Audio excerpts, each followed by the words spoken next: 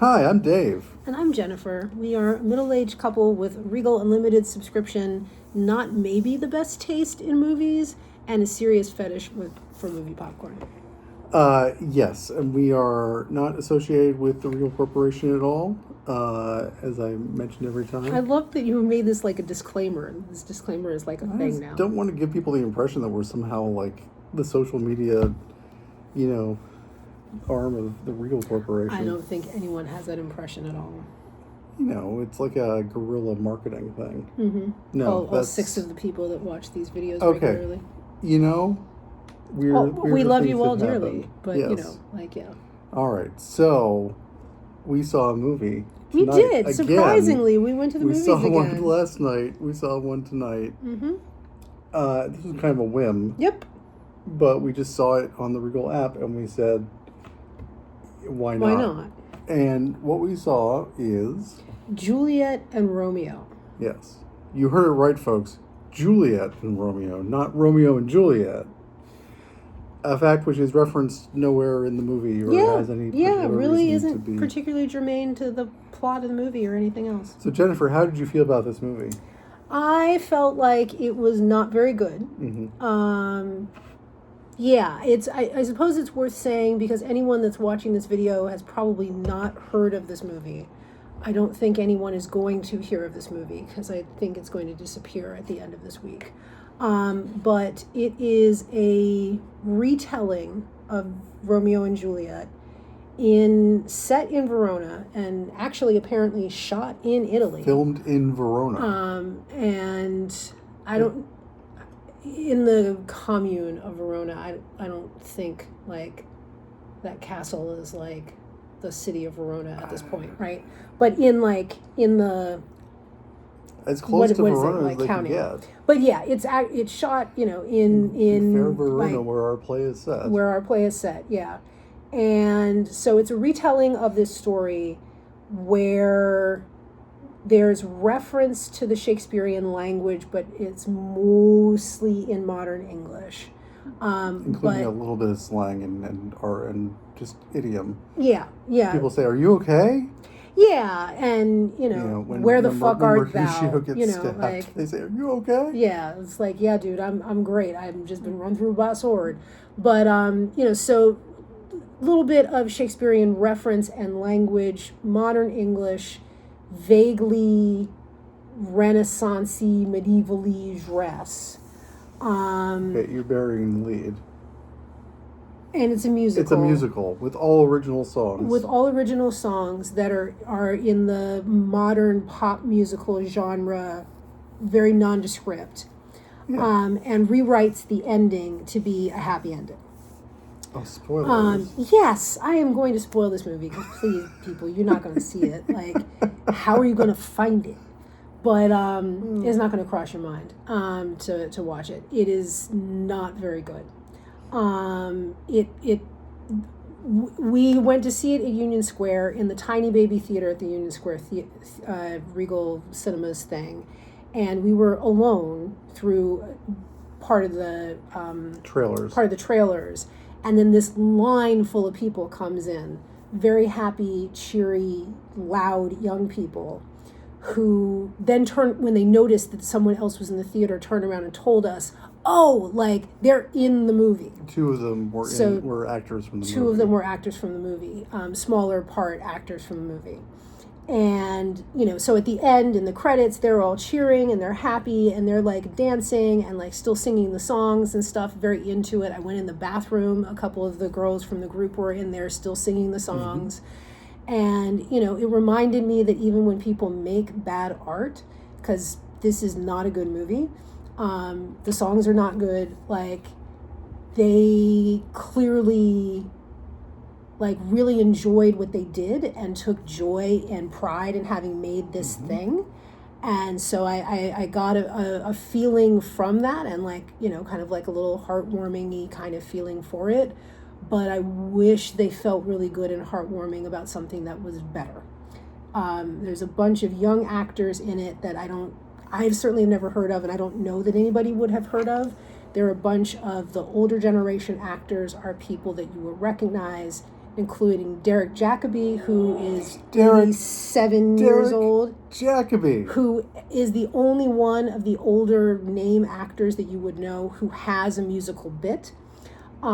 Jason Isaacs. Jason Isaacs looking, I'm not going to lie, really fine. Played Romeo's father. In this insane wig. Rebel Wilson. Just this level of intensity that this man had that just this movie did not justify at all. Rebel Wilson doing an upper-class British accent. Sort of. I didn't say she did well. Yeah, is Juliet's mother. Rupert Everett, who has not aged well, is Juliet's father. Rupert Graves is the prince that I didn't even remember was in the play.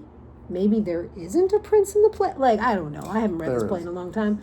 Have I seen a version of this since I saw Leonardo DiCaprio and Claire Danes do this? Maybe, but I don't know.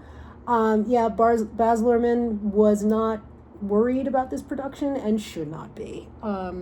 It's not very good. The costumes cost like $4. Like, the music wasn't very good. The rewriting of it, like,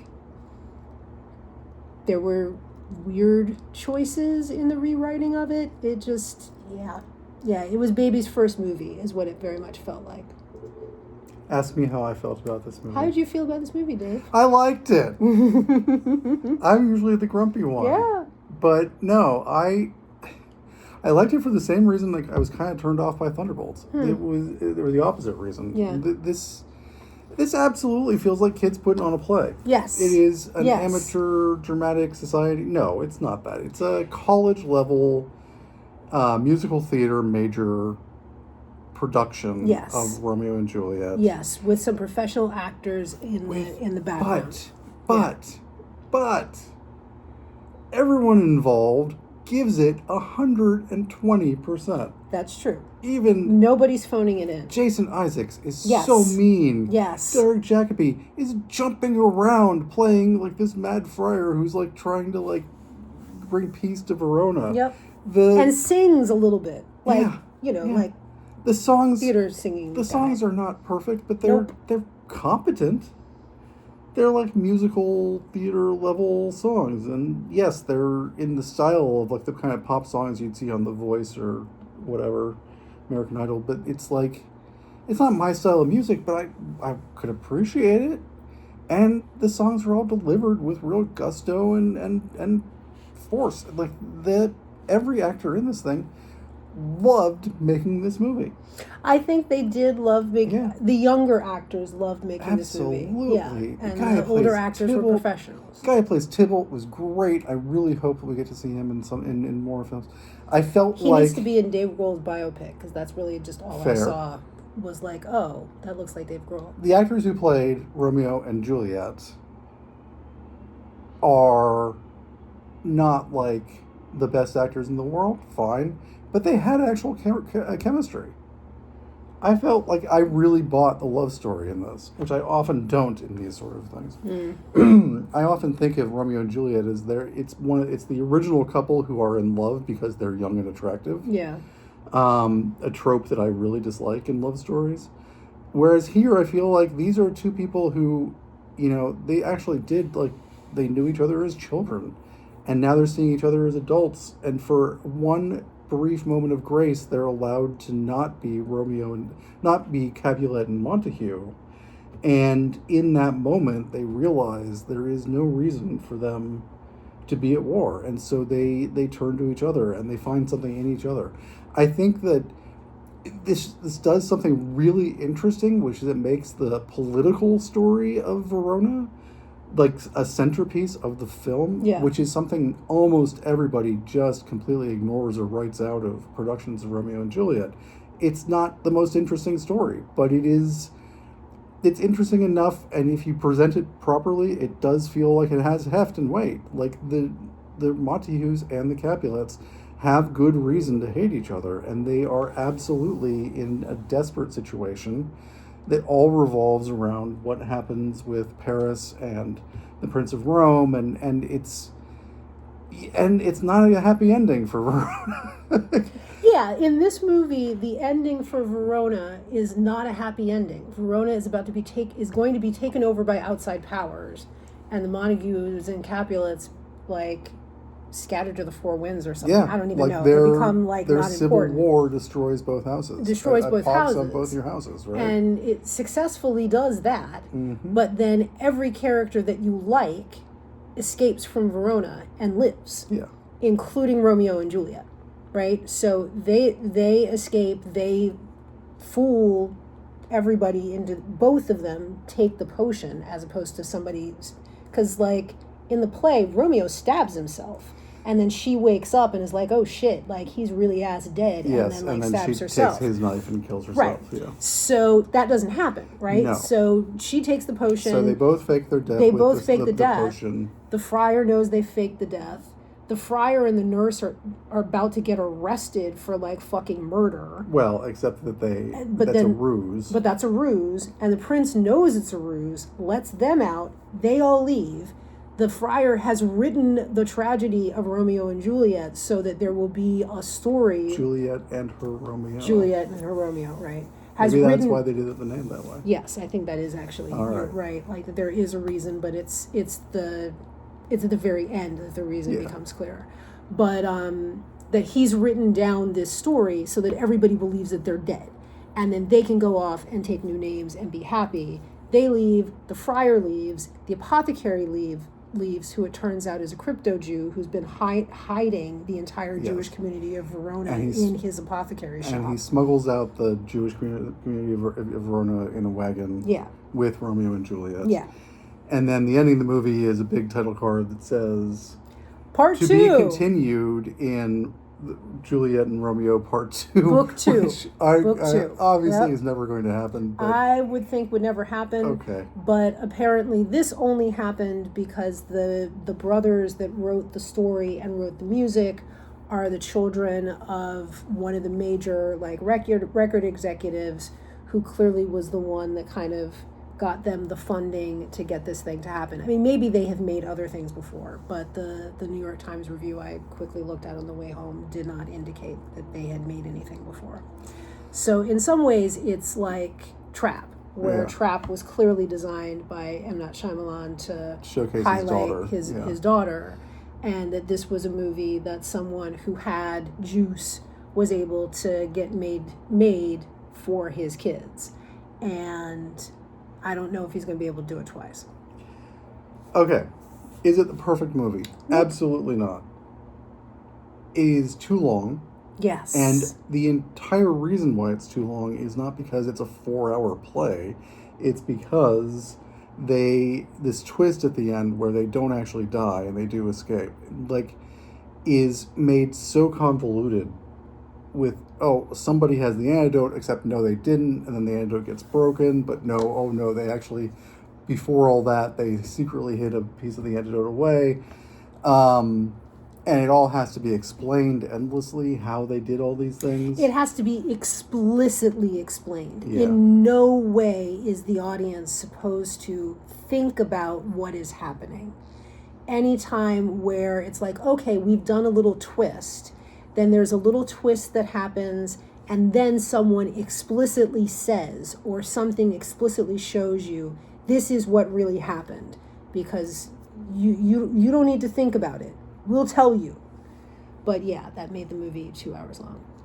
Yeah, and I would say that final section is probably 25 minutes of that 2 hours. Yeah, which doesn't need to be. Yeah. It's absolutely, everybody would get it. If you just said, if they just woke up and they're like, is everybody gone? Yeah. Cool, we can run away together. Yeah. You didn't need all the convolutions. But it's not a perfect movie, but you know what? I enjoyed it. I on its just sheer enthusiasm for itself. Mm-hmm. This is a movie made by people who absolutely love the story of Romeo and Juliet. Mm-hmm. They absolutely wanted to tell it in their own way. They absolutely thought this music was amazing. The kids in the theater that we saw it with just loved the songs. And I don't know, I'm not going to say they're bad songs. They were competent songs. I'm gonna say they're Okay. not that good songs. We can agree to disagree. Yeah. But you can't deny it. This thing moves. It's a propulsive film. It moves up until it stops. At the end, it very much stops. Yeah. But there are stretches of it where, in setting the story and giving, it also gives you more of Verona, because there's this whole little storyline with Mercutio being in love with a prostitute at the local Sex brothel. worker, thank you. Like whatever. And so she has and then there's these entertainers. So it's like there's this sense of like the underworld of Verona that you have to be introduced to, and the nightlife and the musical life of it. And there are catacombs and salt mines. Catacombs and salt mines under the city. Yeah, they didn't just love Romeo and Juliet; they also loved the Princess Bride. There's a lot of the Princess Bride here. Yes. And so the setup of that actually moves faster than you would think. But then once that is all set up, and now we are going to do the elements of Romeo and Juliet that also moves. And then you think the movie is over because they are both dead, right? And then they are not. And then that last part drags on a little bit more than it needed to. So I will say one thing this could have used a little more humor. Mm-hmm. It takes itself extraordinarily seriously. And that actually works for it on some level, I think, because they do actually make you feel like this is a story. This is the story of two families that absolutely are in a bad situation or desperate to kill each other to get out of it. And I buy that. I like that they took that seriously, but there are a couple moments of just absolute silliness. There, early on in the movie, Romeo is ushered over by someone in an alleyway. Right, because it's a market. Hey, I got something for you. And he takes out a book of Dante, the poems of Dante, and hands it to Romeo as if this is some kind of like forbidden contraband. Well, it hands it to him. It's like, oh, I've got this thing for you. And Romeo is like, you've got the new Dante? You got the new Dante? I was like, okay. Which he then gives to Juliet, who's like, ooh, you like Dante. Yeah. Yeah. I'll tell you how it ends. Later, the apothecary just walks up to Romeo and goes, hey, I got those herbs you wanted. And like clearly is giving him a dime bag of weed. Or something, yeah. Like, and then Romeo's like, put it on my tab. And the apothecary is like, your tab is getting really long. I was like, what? So Romeo is a stoner, I guess. Is a stoner who doesn't pay his bills to the guy who ends up like saving his life and making his marriage possible. Yep. Everyone in Verona, of course, recognizes that the true love of Romeo and Juliet is much more important than the lives or safety of the city. Of the city itself, yeah. It's kind of amazing. Yep. But yeah, so it could have used a little more actual humor as opposed to unintentional humor. Yeah. The apothecary does get another great line, which is when Derek Jacobi finds him smuggling the Jews of Verona. Derek Jacobi says, "Are you a Jew?" And the apothecary says, "L'chaim." It's like, where did this come from?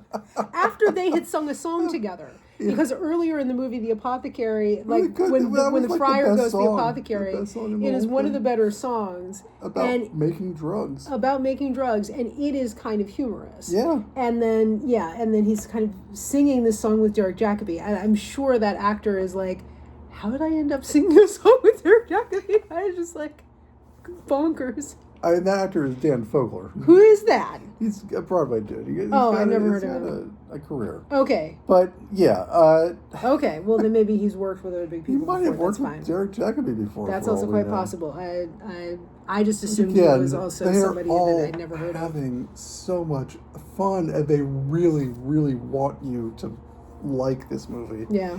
And I found Thunderbolts so bleak and sad and just and the ending was just so low energy and low stakes and low effort, and this absolutely the opposite. They had too much of the ending. Yeah. Put too much into that ending. But man, it just kept moving. Yeah. I never got bored. All right. You thought the costumes looked cheap. I thought they looked fun. Oh my God. They were so colorful. But they were all the same color. Well, they were red and blue. It was red and blue, but it wasn't just that. It was so literal. It was so literal. And the costumes were very repetitive. There weren't very many of them. So it was like the same pieces just kind of like being moved around and stuff. Yeah. And but no, like the close-up where she's in the white bridal-ish kind of costume at the ball where she finds out that she's going to marry Paris. And there's a close-up of her, I guess Romeo is hugging her in his mask. Yeah. And her back ends up being to the camera. And then her left arm is to the camera. And you can see the pilling on the sleeve. And then there's a elastic in the neckline of the dress. Okay. Look. Yeah. I mean, I noticed stuff like that. That's fine. And that's a real concern. And, yeah. and in like a big AAA Hollywood movie, yeah, I can see get that offended being, when that I would see be stuff like really that upsetting. in those movies. Yeah. This is not that. It isn't. College dramatic arts majors putting on a show, and my God, did they put on a show. They put on a show, and yeah. Like you said, the joy of it was realizing how much work they put into it, how many people had to come together for this and work their butts off for a long time for no money. Yeah. And just the glory of getting to do Romeo and Juliet their way. And I got no problem with this movie. Yeah. I know it's one of these low expectation things. Yep. I literally thought I was going to lose my mind that watching this movie, because I thought it was going to be a big jukebox musical. That's what I thought. I thought it was like modern pop music. Contemporary pop songs.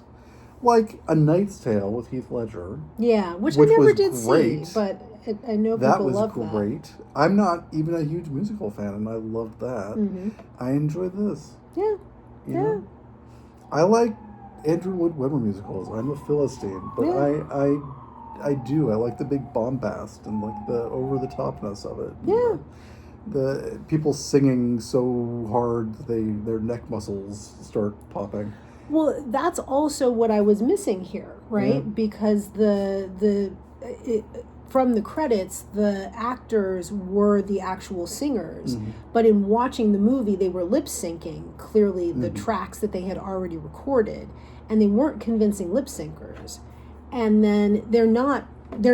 I don't think they're actually musical theater singers. I think they're actors who can sing. And so, they didn't have the big bombastic voices for a musical style. But even the songs that did have some like volume and space, the way they performed them on the screen didn't have the volume and space. I think because these are actors that aren't used to lip syncing. And it was clear that they were, so it was like they were lip syncing song in a way that their acting was appropriate for the direction of the movie, of like, I'm feeling melancholy and I'm sitting here being melancholy and my face is melancholy and my mouth movement is small like melancholy, but the song is bigger. So then they're obviously not singing the song because the song requires more of the mouth and the face and the voice because the voice is doing all this emoting. So it's like the disconnect with that, again, was noticeable to me.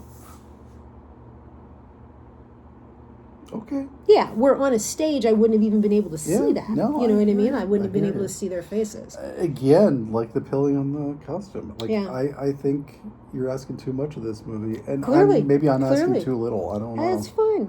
There is no right or wrong here. You enjoyed it. I'm glad you enjoyed it because I worried that we were going to see this movie and that you were literally going to hate every second of it after we kind of like just whimsically decided like, why the fuck not? I kind of like Shakespeare. I love Shakespeare. Yeah. I love Shakespeare. Romeo and Juliet is actually my least favorite of like the big Shakespeare plays, only because it's done a bazillion times. And to be honest, in my heart, there is one perfect Romeo and Juliet movie, and is the one with Leonardo DiCaprio. See, and everything else is to like me, whatever. It's an animated movie that may not actually exist. What do you mean it may not exist? I remember it. This was made when you and I were very, very little kids, called Romeo 0 and Juliet. And it was about two robots I've never who heard of fell that. in love. I've I never gotta heard of look that. this up now. Okay, we're gonna end the video so I can go look up Romeo 0 and Juliet. Okay. But, So I don't have on my reading glasses. So how long have we been talking? 25 minutes. Told you we can talk about 20 We minutes. absolutely can. Talk for 20 minutes about nothing. Yeah, I know. This is And we actually talked quite meaningfully This is- about this movie. an average length video for us. Yeah. For what is honestly an average movie. Yeah, yeah. But yeah, okay. That's it. We're not going to go to the movies for a little while. Probably not. Yeah. It's been a lot. Yeah. Okay. Thanks, folks. We'll see you next time. Bye.